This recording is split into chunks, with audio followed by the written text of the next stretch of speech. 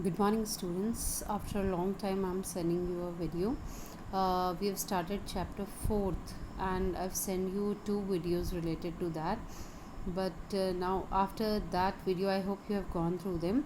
I'll just orally see what are the artificial family planning methods. So, family planning actually is that you have to maintain the gap between the child. If you are having two children, you want to maintain the gap. That gap can be maintained. If you don't want the pregnancy, to avoid the pregnancy, these methods are used. So this is page number 118, artificial family planning methods. First one is your barrier contraceptions.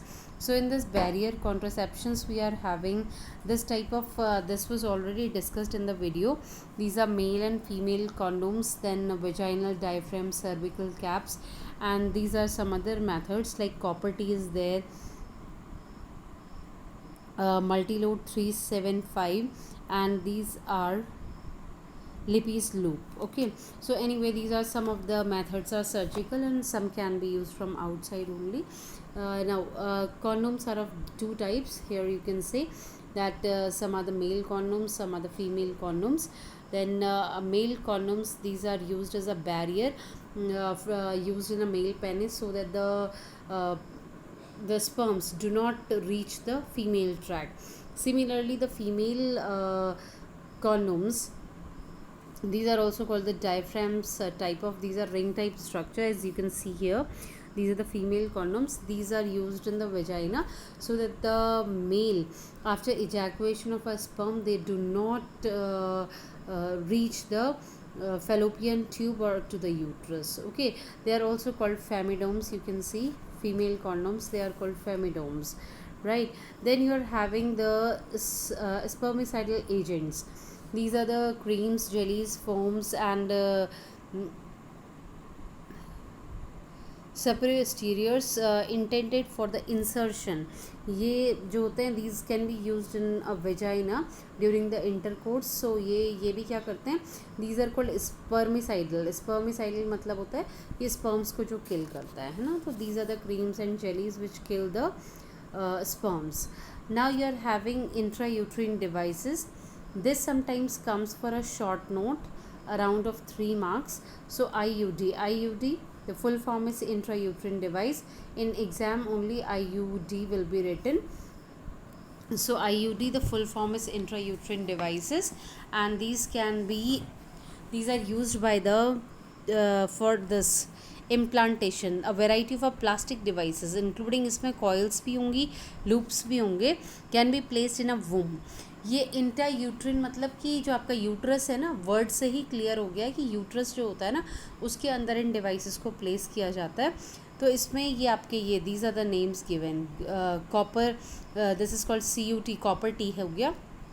CU7, multi-load 375. This was the diagram I was showing you here. Okay, so ये सारी चीज़ें क्या करनी है, uterus में लगा देते हैं. तो ये क्या करती है, this increases the phagocytosis of a sperm. ये क्या करती हैं कि अगर स्पर्म अंदर आ भी जाएगा यूट्रस में, तो वो उसका क्या करती है, फैगोसाइटोसिस कर देती है. फैगोसाइटोसिस मतलब eating up of a sperm है ना, उसको डैमेज कर देती हैं, किल कर देती हैं. एंड ऑल्सो इसमें से अगर जैसे कॉपर आयंस जो रिलीज़ हो रहे हैं, जो आपका कॉपर टी है दिस वन, तो कॉपर आयंस इसमें से जो रिलीज़ होते हैं, दे suppresses the sperm motility and fertilization capacity, means they stop the sperms from moving, और जितनी उनकी कैपेसिटी है एग को फर्टिलाइज करने की, वो भी क्या होती है, फिनिश ख़त्म हो जाती है इससे. ठीक है. Now in addition they make the uterus unsuitable for implantation. साथ में कई सारे ऐसे होते हैं कि हार्मोन्स भी रिलीज़ कर रहे हैं इंट्रा यूट्रिन डिवाइसेस. तो वो क्या करते हैं, वो पूरे यूट्रस को क्या करते हैं, मतलब इम्प्लांटेशन के लिए इम्प्रॉपर बना देते हैं, मतलब वहाँ पे इम्प्लांटेशन हो ही नहीं सकता. This type of hormones are release from IUDs. Okay, and these are cervix hostile to the sperms, this I have already told.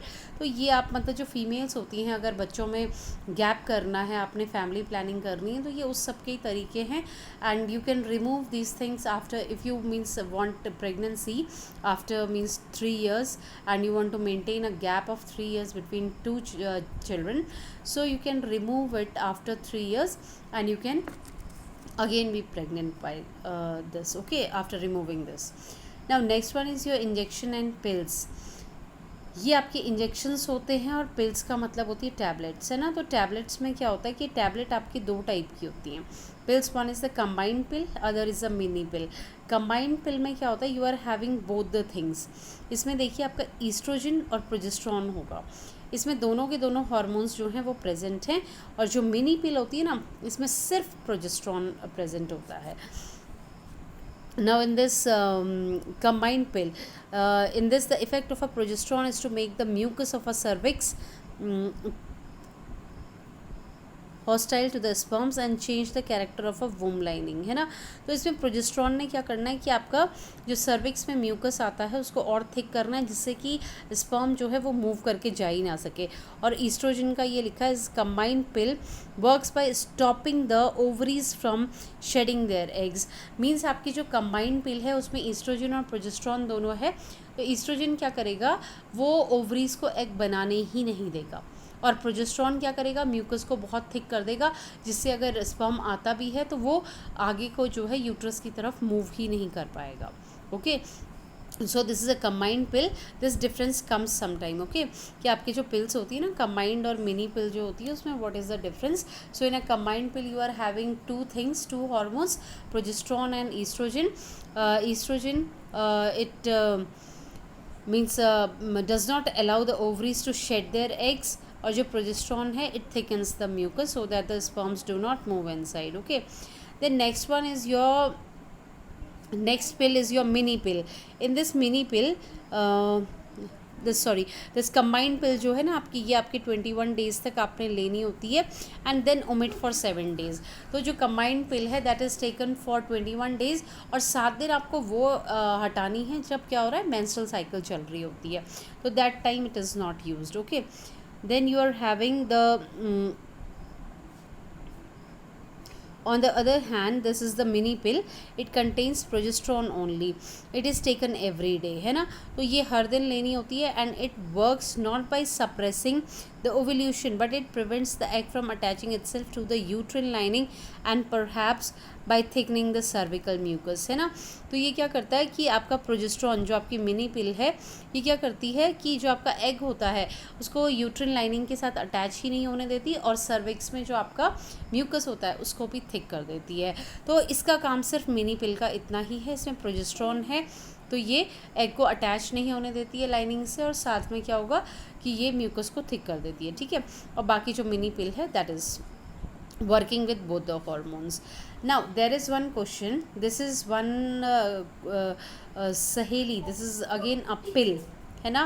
तो ये वाली पिल जो है, यहाँ पे एक क्वेश्चन आया था अभी लास्ट वाले एग्ज़ाम में आया था कि जो आपकी सहेली पिल होती है, why is this best pill used ever for the contraceptive methods. तो सहेली जो है it is a oral contraceptive for females, है ना. तो ये जो है ना, इसके जो साइड इफ़ेक्ट्स हैं सबसे कम साइड इफ़ेक्ट्स हैं and is having high contraceptive value. तो इसकी कॉन्ट्रासेप्टिव वैल्यू मींस ये प्रेगनेंसी को रोकने में बहुत ज़्यादा इफेक्टिव है और इसके साइड इफ़ेक्ट्स बिल्कुल नहीं हैं. तो that is why it is mostly used contraceptive pill. Okay, so this came in exam, so please once go through this. Okay, then you are having sterilization method. In this again you have studied in 9th standard, 10th standard also I hope. This is vasectomy. This is done in male, जो males होते हैं. You can see the diagram also here. This जो आपका sperm duct है, this has been cut. तो इसको tube ligation बोलते हैं. ट्यूब लाइगेशन मतलब फिर आपने इसको मतलब कट किया और फिर बंद कर दिया यहाँ पे.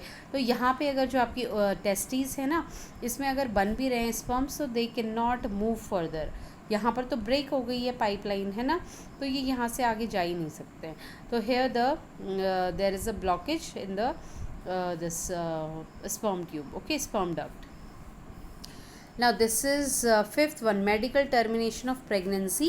In a medical termination of pregnancy, again this I hope you have gone through in 10th standard. There was only one paragraph there, so you have gone through.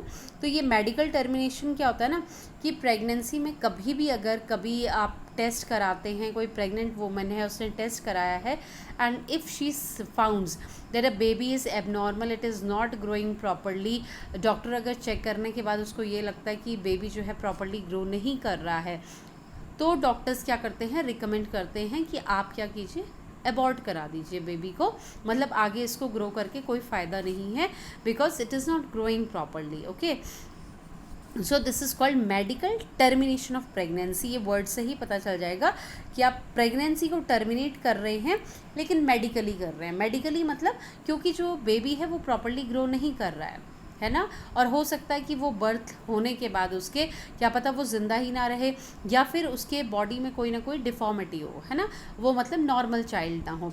तो इसलिए डॉक्टर्स क्या करते हैं, पहले ही इसको बता देते हैं कि ये आपका बेबी जो है वो प्रॉपरली ग्रो नहीं कर रहा है, तो उसकी वजह से ये आप रिमूव कर सकते हैं, है ना, अबॉर्ट करा सकते हैं बेबी को।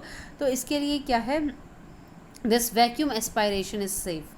This is the effective method for first trimester, मतलब जो पहले 3 महीने होते हैं ना प्रेगनेंसी के, प्रेगनेंसी इज़ फॉर 9 मंथ्स, है ना, तो जो पहले 3 महीने होते हैं अगर बहुत ही ज़्यादा एबनॉर्मल कंडीशंस लग रही हैं बेबी की, तो वैक्यूम एस्पायरेशन मतलब वैक्यूम से ही क्या किया जाता है, उसको जो बेबी होता है, जो भी फीटस बना हुआ है, उसको क्या करते हैं, बाहर निकाल देते हैं। ठीक है, so this you have an MTP, फिर से आएगा, this again comes for notes in 3 marks. तो MTP क्या हुआ, मेडिकल टर्मिनेशन ऑफ प्रेगनेंसी, और ये किस किस वजह से होती है और क्यों किया जाता है, तो that you have to go through in this. Okay, this they have written that government of India, with the intention of reducing the incidence of illegal abortions within the first 21 weeks of pregnancy, on the option of one registered medical practice, the pregnancy had to last more than 12 weeks. अच्छा, इसमें ये government ने इसमें काफ़ी सारे rules जो हैं वो बताए हुए हैं कि आप ऐसा नहीं कर सकते कि मतलब एक ही महीना हुआ है एंड विदाउट सीइंग प्रॉपरली कि चाइल्ड में प्रॉब्लम हो रही है नहीं हो रही है, तो आप पहले ही अबॉर्ट करा दें। इसके लिए at least you need to wait for 2 months, 2 or 3 months, so that a child is properly seen that उसमें abnormal condition है या नहीं है ना। तो ये जो होता है ये पूरा मेडिकली मतलब डॉक्टर ही इसको रिकमेंड करता है, means it's not your wish. when a child is not properly growing, then only the medical termination is done. Okay, so for today I'm taking this much only. Then we are having medical termination of pregnancy again, and in this there are methods. Okay, methods में D and C. तो D and C is called dilation and curettage. Curettage ये इसमें क्या करते हैं, cervix को बहुत ज़्यादा डायलेट करते हैं, जो आपका वेजाइना वाला पोर्शन है, और डायलेट करके the implanted ovum is removed, है ना, तो जो इम्प्लांटेड ओवम है उसको फिर रिमूव किया जाता है। Then next one is vacuum aspiration. In this method the implanted ovum is remove by the vacuum aspiration. ये मैंने अभी बताया कि वैक्यूम से भी रिमूव कर सकते हैं।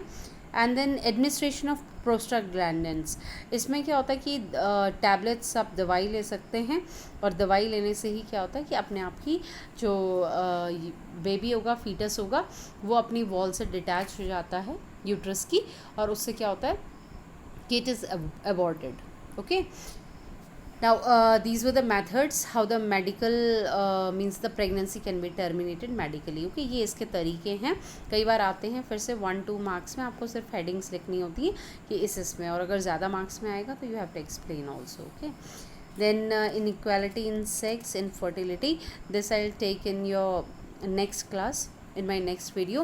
So please go through this whatever I have told. It's very easy. The chapter itself is not very tough, but it comes in exam many times. If you go through yourself also, it's easy. I'll take the next page, causes of infertility, next time in my next video. So meanwhile you please read all these things, how are these artificial methods of family planning. Okay, thank you.